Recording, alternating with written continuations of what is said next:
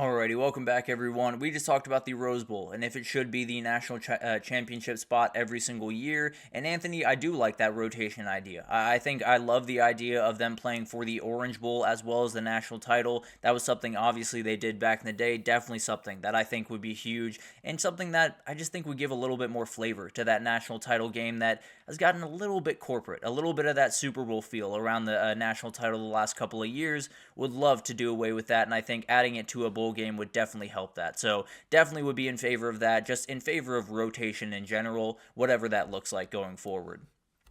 The NFL draft. It is something that has started to pop up in the college football world, and it's the time of year where we get to blur the lines just a little bit between the NFL, between the NFL and college football, and a lot of different things go into this. But let's take a quick early look at the 2025 NFL Draft, and that is a big-time question, isn't it, Anthony? Will Malachi Starks still be the top safety after the playoff unfolds?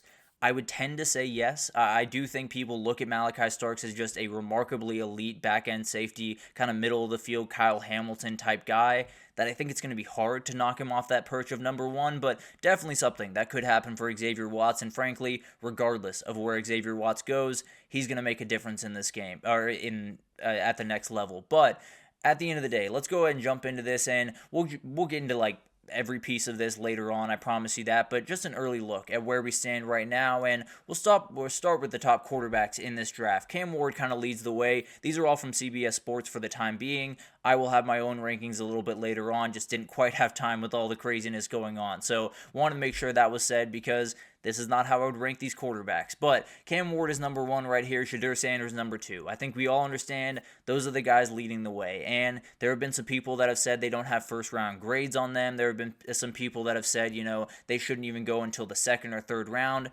These guys are going in the first round, and frankly, they're probably going in the top 10, top 5 picks. Let's just be totally honest. That's how the NFL draft works. There will be guys that will reach for quarterbacks, and that's the other group I want to talk to you about. Jalen Milroe, Quinn Ewers, Jackson Dart, Carson Beck, and even Dylan Gabriel is someone I would add to this list that isn't on this list for some reason, but the reality is, I do think you look at those four or five guys.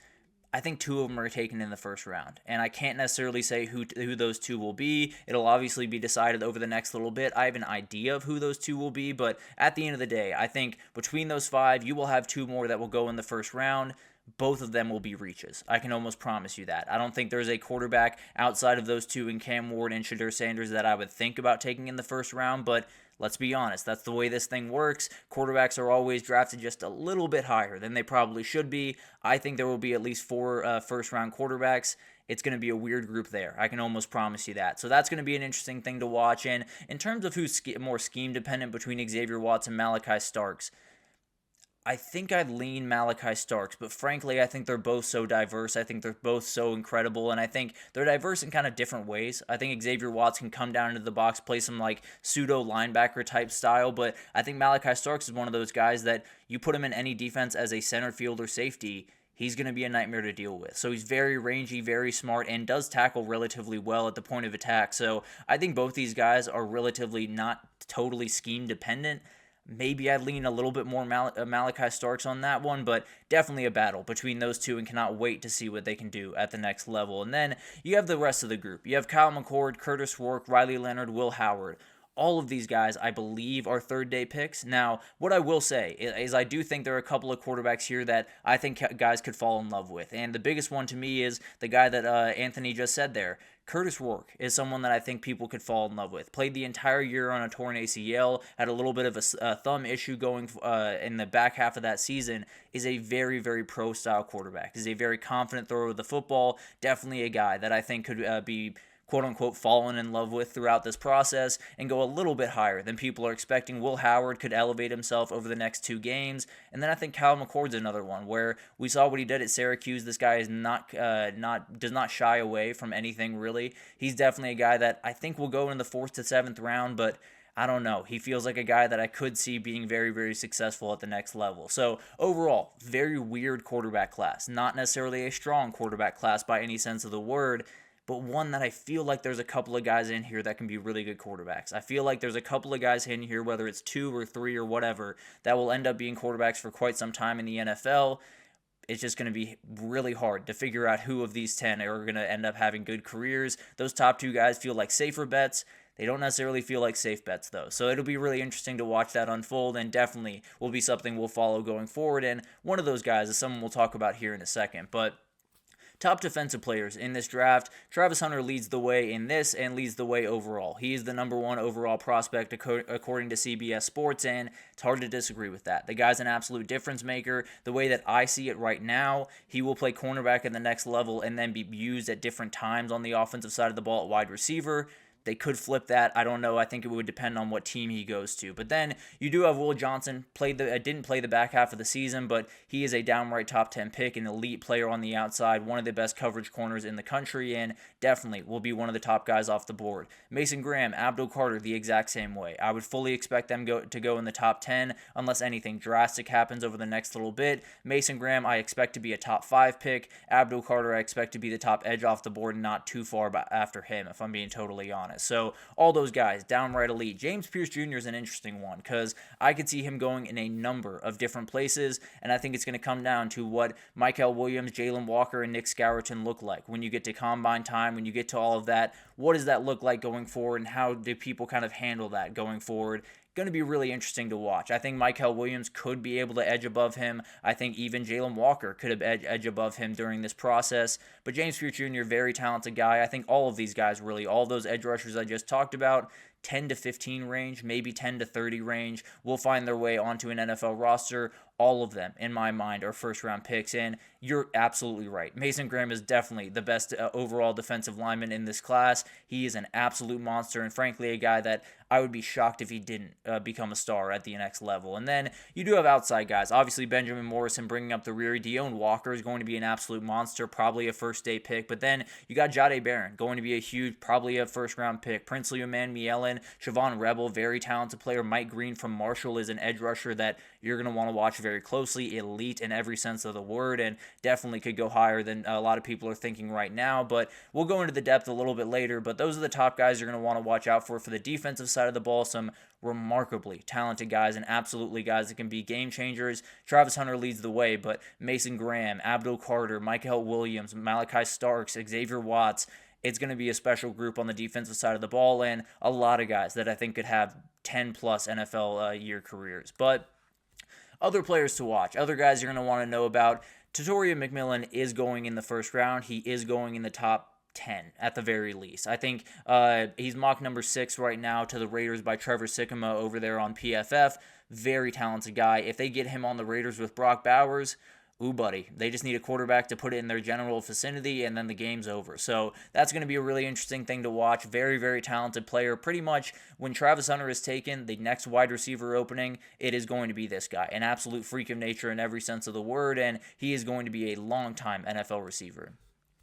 Luther Burden, the other receiver you're going to want to watch, he will be off the board pretty early in this thing, probably somewhere between the 10 and 20 range. 17 to the Bengals is where Trevor Sikkema does have him in his mock draft in. That would make sense to me. If you're going to get rid of T. Higgins this offseason, if you're the Bengals, definitely need a guy to fill that gap in. Man, this guy would be a great guy to fill that gap. I really think he is an all-pro type talent player. I think he's a guy that you put him next to Jamar Chase, it's the best 1-2 duo in the entire NFL, and they already have the best 1-2 duo in the entire NFL with him and T. Higgins. But will be really fun to watch this guy go, and wherever he goes, the fans will be very excited. I can promise you that.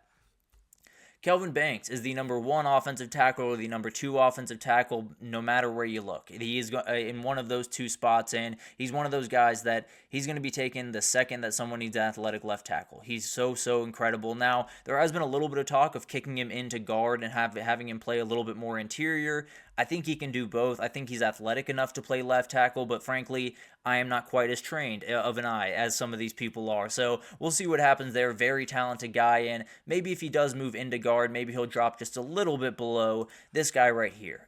Will Campbell is a guy you're going to want to watch out for. If Banks is in the offensive tackle number 1, this is your offensive tackle number 1. And Trevor Sikkema has him as the offensive tackle number 1, going into the Patriots as number 4 overall. Travis Hunter was taken at the Browns. So just to give you an idea, I don't think Travis Hunter is getting past the Patriots, just plain and simple. But I do think there are a couple of different openings here, and frankly, This is an immediate starter. This is a 10-year starter. This is possibly a gold jacket guy. He is so darn good and definitely a guy that I cannot wait to see what he can do at the next level. But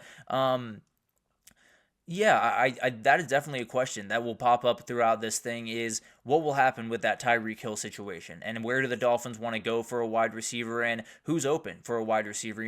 There is a player possibly maybe you do need a big body. I will say that. You need a bigger body than maybe an Isaiah Bond was just someone I was going to throw out there, but definitely a lot of guys out there. Maybe they trade up and try to get a Luther Burden. He would be a game changer, absolutely. And then you do definitely need some D-line guys. There's no doubt about that. You definitely need some D-line players that can make some big-time plays. I think there are a couple of different guys out there. I think if you want to go a little bit later in the draft, that duo from Texas, when you talk about Alfred Collins and Vernon Broughton, could be very, very talented guys. I think there's a number of guys all across this country. Talik Williams will be on the board from Ohio State, so there's some guys at D-lineman. I think there's going to be a lot of wide receivers for them to go after.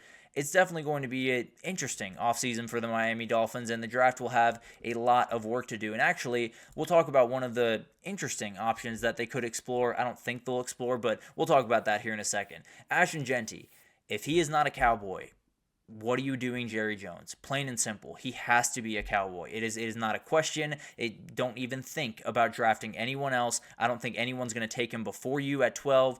Take this kid. He is the person that you need in your offense. He is the person that can change your offense. Then you fill the offensive line and you move forward. But you need number 2. If you do not draft him at number 12 and you draft some random offensive lineman from North Dakota State, all due respect to North Dakota State, I will lose my mind. I'm not even a Cowboy fan, and I will lose my mind. I'd rather the Cowboys not be good, and I would still lose my mind because it would be one of the craziest decisions I've ever seen. Take Ashton Jeanty and then figure it else out. I promise you, if you're the Cowboys and you don't do that, you will regret this. But that's it. That's it for Ashton Jeanty. Go to the Cowboys. If the Cowboys don't pick you, wherever he goes, congratulations. You just got a ridiculous back. But some decisions you're going to want to watch over the next little bit. Quinn Ewers. This is the million-dollar question. Me and Anthony talked about it a little bit earlier in the show. It definitely is up in the air. There's no doubt about that. The people that I seem to trust around the Texas program have said it's going to be the NFL, it's going to be the NFL, it's going to be the NFL. There's always the reality where they lose tonight. Someone's on the phone with him later tonight, or tomorrow, excuse me. Someone's on the phone with him on Saturday, and things happen pretty quickly. So there is always the reality that he does come back, and definitely will be something to watch. I'd expect him to go in. I don't see him coming back next year against a guy like Drew Aller or against a guy like Garrett Nussmeier and be able to really elevate to the level that he would like to in the NFL draft. I think he will jump in. I think he'll live with whatever the results of that are. Drew Aller is another one we've talked about a little bit throughout this week. I don't think he's going to jump in. I'll be totally honest. I think the only reality is if he plays hero ball over the next 2 games and they win a national title. That's really the only way that I could see him walking out the door. Doesn't mean that NFL scouts aren't calling him pretty much every second of the day right about now, because they look at the quarterback class they have right now, they look at what this kid's capable of, and they say, I might want to lean that direction. But that'll be something very interesting to watch. I don't expect him to go in, but definitely things could change over the next 10 or 14 days, what have you. And then you got Dalen Everett. This is a very interesting one, and one that I don't know. I'm interested in this one because I do think he could go. I do think he could go and get drafted relatively high, be on a good team, and probably get playing time when you talk about the NFL next year.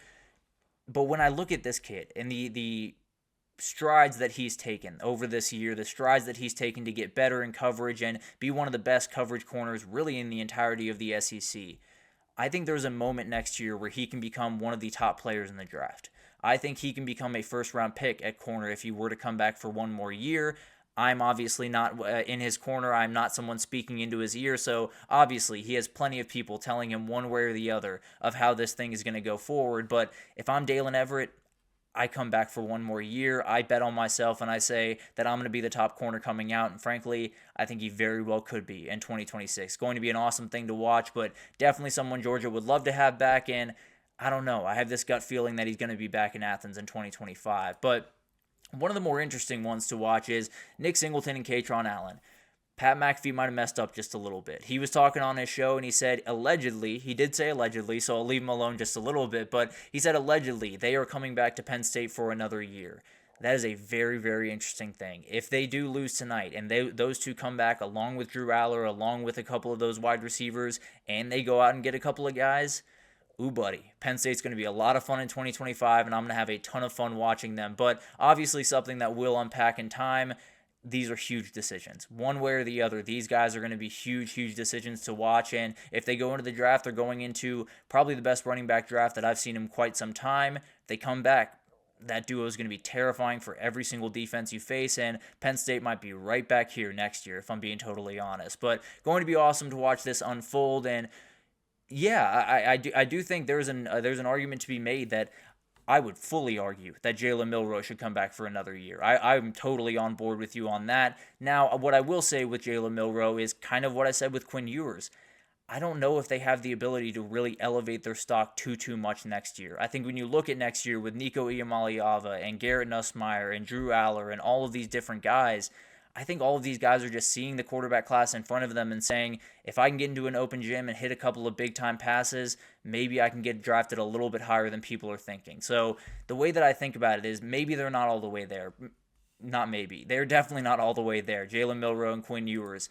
But frankly, I don't know if they're going to be all the way there next year. So maybe it's a little bit of projection for me. Maybe I'm wrong on that. Maybe they could go somewhere else and really explode and become a little bit better and be surefire first-round picks next year. But I look at that quarterback class next year, and I just don't know if Quinn Ewers and Jalen Milroe will have any better time to go into the NFL draft than they will have right now. But obviously will be something that we'll watch very closely. That Quinn Ewers decision will get a lot of press if they were to lose tomorrow. But we'll talk about that in time. Let's take our last break here. When we come back, just a final look at these semifinal games. We'll get into all the different things around Penn State, around Ohio State, and just give a little bit of hype as we get into these last couple of games, and we'll talk about it right after this, so stick with us.